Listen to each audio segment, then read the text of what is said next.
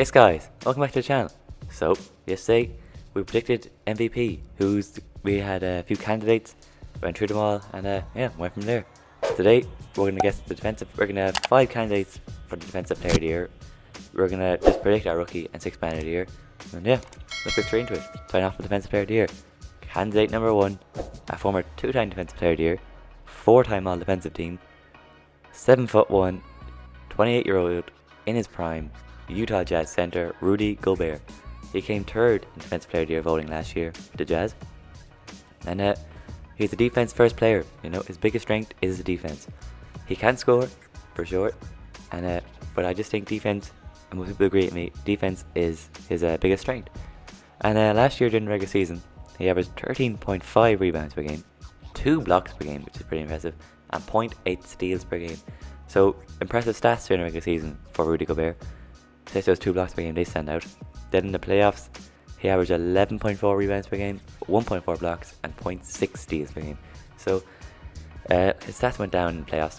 The Jazz did only make it to the first round, and I wouldn't pay too much attention to that though.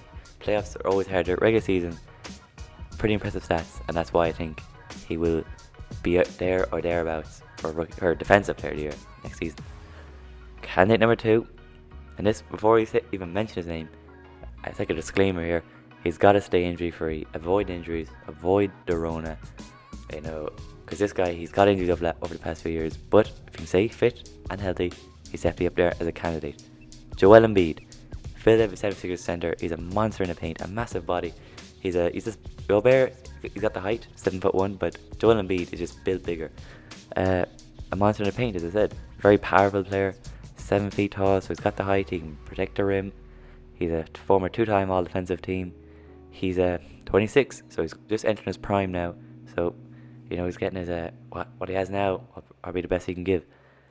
And during the regular season last year with Philadelphia 76ers, he averaged 11.6 boards, 1.3 blocks per game, and 0.9 steals.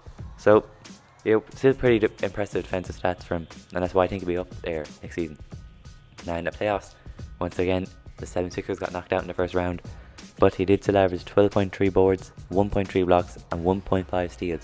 So steals went up, he kept the blocks the same, and got more boards. So pretty impressive for Joel Embiid.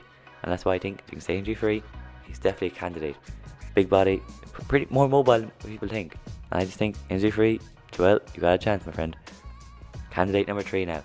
Last year he had a breakout season with the Miami Heat. It's Bam Adebayo. He had a monster season with the Heat last year. He became a first-time All-Star last year and made the 1920 All-Defensive Team. Brilliant player. He's only 6'9" though, which lacks the height, but he's very mobile and he's pretty strong as well. He lacks height, as I said, but he's only 23, so there's plenty of room for improvement. And last year was pretty good. But I think he's more mobile. He's more mobile, with the 6'9" height. He can guard pretty much anyone. So I think. And as I said, only 23, so plenty of room for improvement. So I think he's definitely a dark horse for this year's Defensive Player of the Year award. Last year he averaged 10.2 rebounds per game, 1.3 blocks, and 1.1 steals. So there, he's doing a little bit of everything. He's averaging 1.1 steals and 1.3 blocks. Pretty impressive, and grabbing double-digit boards. So doing a little bit of everything. Last year in the playoffs with the Heat, made all the way to semi-finals. He got injured in the finals, but he still played a good few games in there.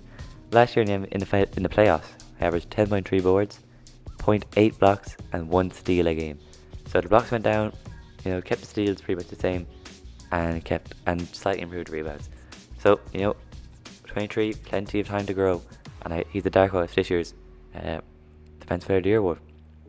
Candidate number 4, he's got to be in here. He came 2nd in Defensive Player of the Year voting last year. He challenges himself on defense. He expects a lot from himself. It's Anthony Davis. He's a massive part of why the Lakers' defense is so good last year, and I think he's going to be up there. It just depends on what kind of load management he does. If he's setting out games, resting, which is totally acceptable. He shortened off season this year with the Lakers after winning the championship with them.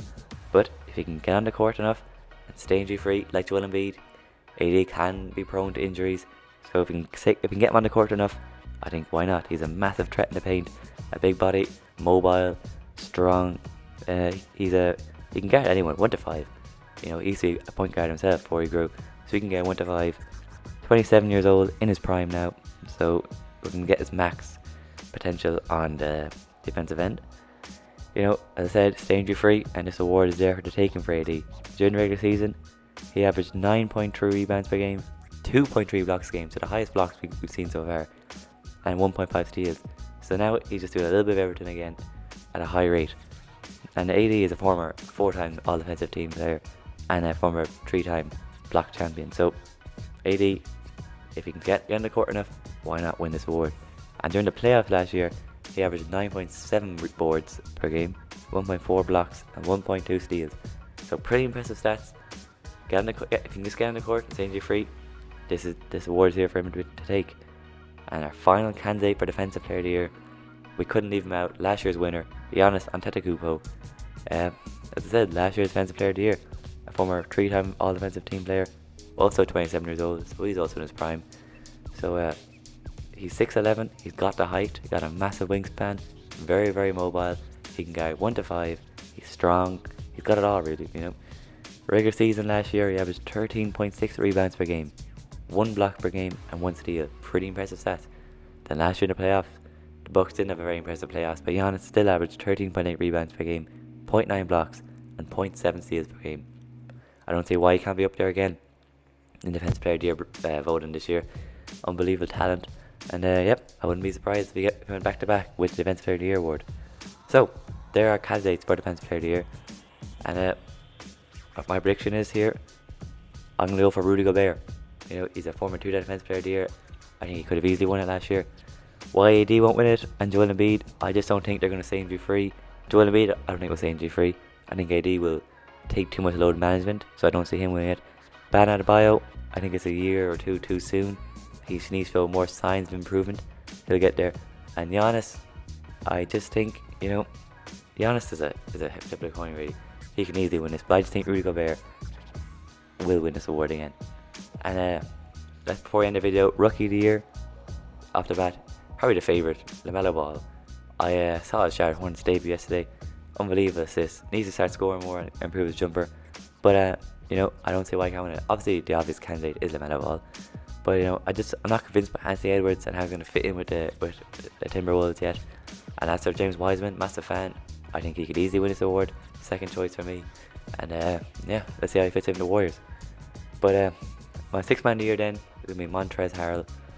He won it last year, as we all know, with the Clippers. Now he's the Laker. Very impressed with the Laker debut with the Clippers, against the Clippers actually. And last year he averaged 18.6 points per game, 7.1 rebounds, and 1.7 assists, shooting 58% from the field. I don't see why he can't replicate that and help the Lakers win a chip. And yeah, there can be things for Montrezl next year.